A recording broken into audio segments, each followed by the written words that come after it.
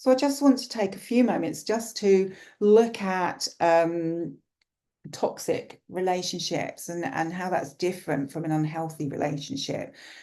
We all experience unhealthy relationships at times. It's part of being human. It's part of being part of a family. It's part of being in an intimate relationship.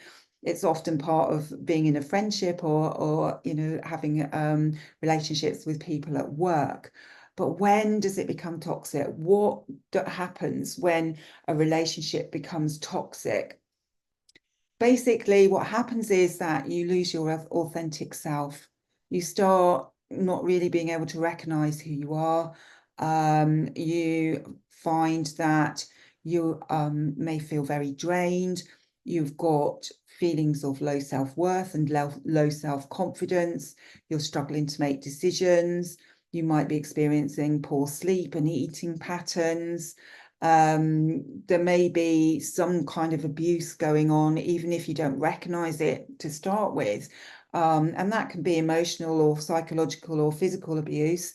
And certainly I work with a lot of people where they've experienced control by somebody else and not realized that's going on. And indeed, I've experienced that myself on more than one occasion on this journey in this lifetime.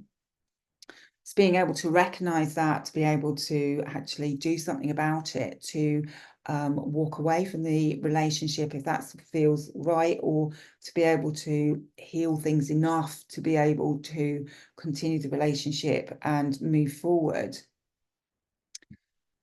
What I found is that where relationships are really toxic, where there's a lot of abuse, it can be very difficult for people to actually leave that relationship. And I've certainly worked with people over the years where they've been in toxic relationships. They know it's not good for them. They just can't make that move, or they make the move and they find themselves being dragged back into it.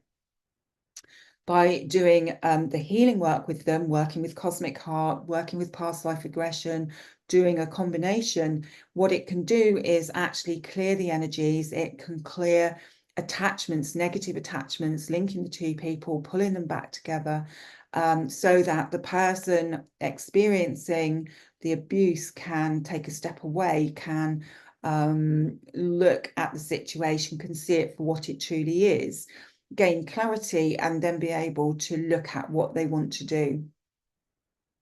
It's very important for all those energies to be freed from people. And of course, it's also very important to understand the importance of forgiveness.